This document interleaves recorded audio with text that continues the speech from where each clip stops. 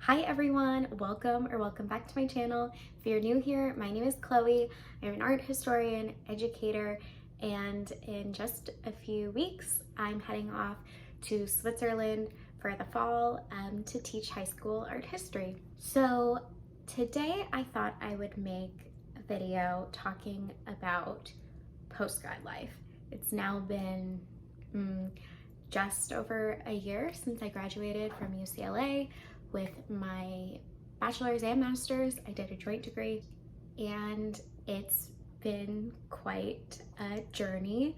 And so I thought, I'll sit down and make a video about what it's been like, how it's impacted career prospects, personal life, because I think in 2020 people were talking about it more, but I think it's a dialogue that really is lacking.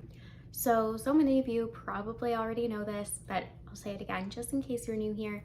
So I went to UCLA. I was a transfer student. I got my undergrad in art history, Egyptology, and was working in museum education.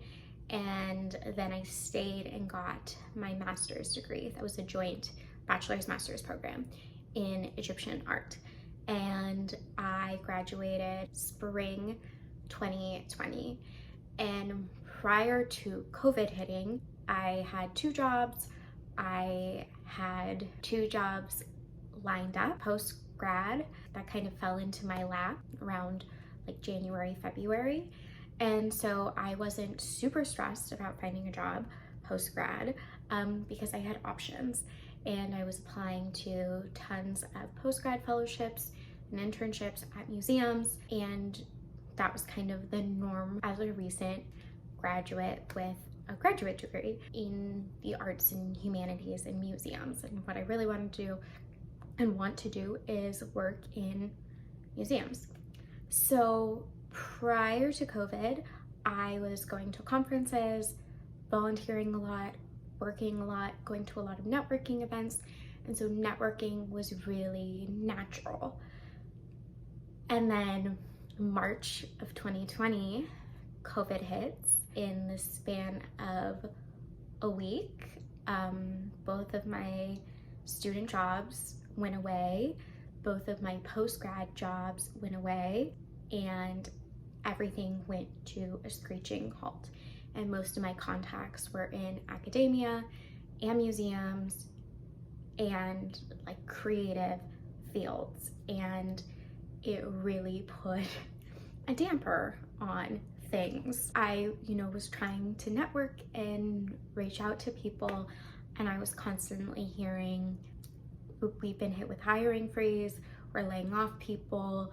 So suddenly I'm looking for a job, and now everybody who's been laid off is being added to that job list. It was really hard, and suddenly all of the internships I had applied to, I was getting notifications that they were being canceled, or that they had to cut slots, or certain departments were cut completely.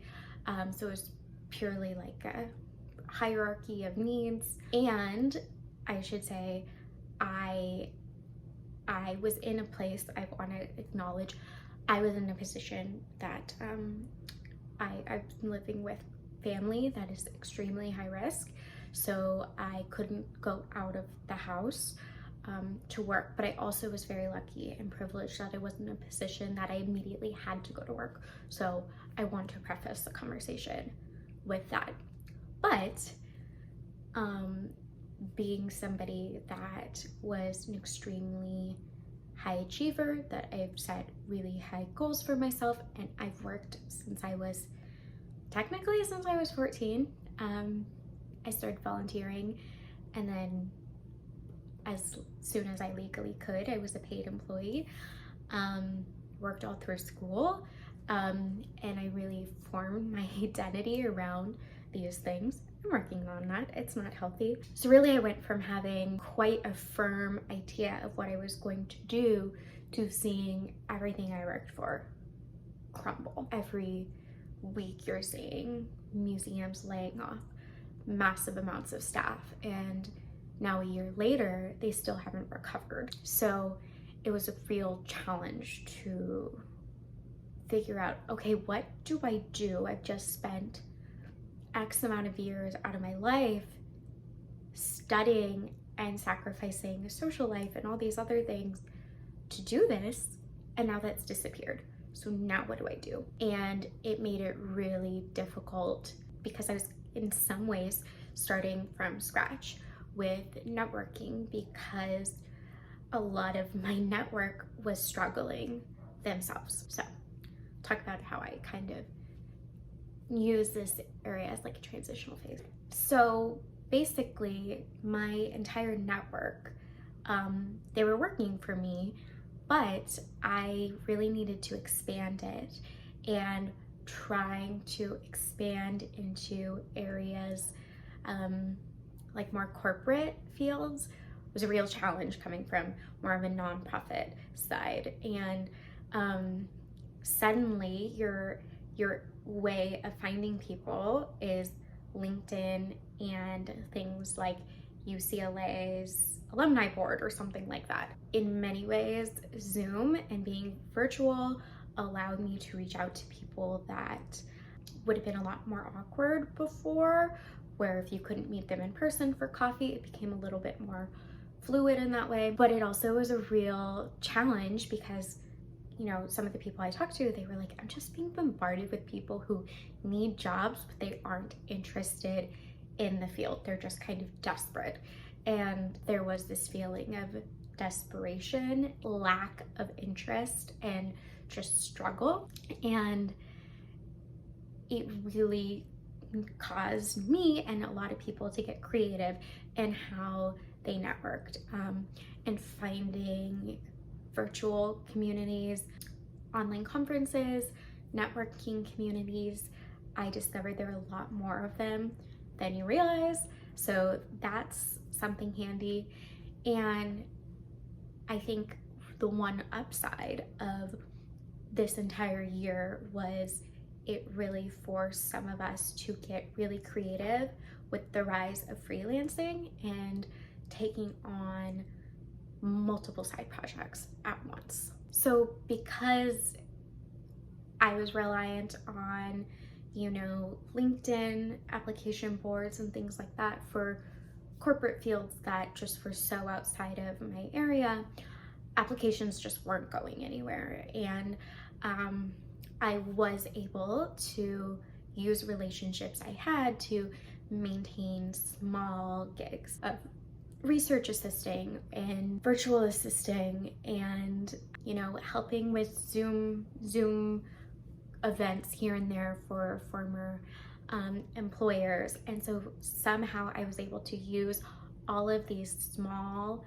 positions and kind of meld together this professional experience that I then was able to pitch. And I really relied on my background in museum education, working with the public. When COVID hit, at the Hammer, we went completely virtual. My co-educator and I were actually working with the Alzheimer's Association at the time.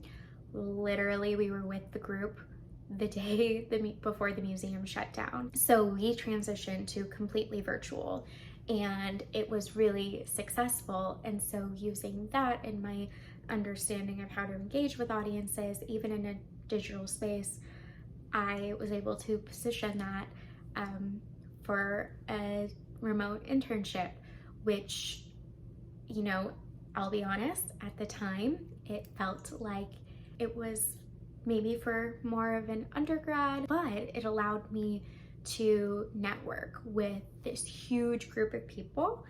And I was able to leverage that then into a part-time position, past my internship, and one of the informational interviews with somebody on the team actually led to my Switzerland job, which I'm sure you're all sick of hearing. I think the rise of freelancing really allowed for me to craft this savviness that you can kind of see in my resume, that I, yes, I was stuck at home, and it was a really traumatic year, especially with high-risk family members who were ill during COVID, and not having ICU beds available in LA was a very scary time. But during this past 18 months, in some ways though, I've not been static. Pushing my resume and developing and expanding my professional skill set. You know, I've been exploring the virtual world and content making, hence this, and trying to use this as a platform to share resources. So I think taking advantage of the lessons learned, even just personal lessons learned from COVID. I'm a totally different person, I feel like, and that's influenced my work in so many ways. So it's really been a terrible, awful, bad year. If I'm honest, I still don't know what the future holds career prospect wise, but it was this weird moment where it allowed me to sit and reflect on what my value was as an employee. I feel like I'm getting rambly and I'm not articulating this all well, but I just felt like I wanted to come on and talk about this because I was seeing people on LinkedIn just posting, I got this job and I got this job, and it was a lot of people in engineering or and people with MBAs and those in the creative fields, especially wanting to work in more of the nonprofit side, just struggling so hard, and not for lack of effort. I mean, I was putting so much effort into it, and you know, I feel like the field is just starting to come back. There is massive turnover in every field. People now that they're needing to come back to work, remote work isn't an option for everybody. There's this massive amount of turnover, and luckily there is more funding going into things like arts and education. But yeah, I just wanted to share, you know, kind of what it was like for me, and also as kind of a sign to those who are struggling that you're not alone. I know everybody was telling me this when I was going through it, of you're not the only one, you're not the only one. Everyone's struggling to find a job right now. Everyone's getting laid off. Everyone's graduating and not knowing what they're doing next. And even though cognitively I knew that, emotionally it was really hard. You still feel really isolated. And I also feel like it's because people don't talk about it. And even people who are quote unquote like the perfect candidate are struggling. I mean, to be honest, I have had positions that I applied for and had interviews for and didn't get it, and found out it was actually because I was overqualified.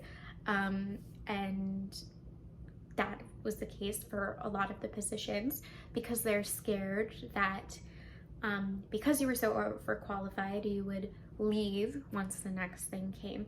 So just an encouragement, it's not always you. There are a lot of reasons, and it sucks, but you're not alone. And my DMs are always open, and my comment sections are always open for people who want to chat about it.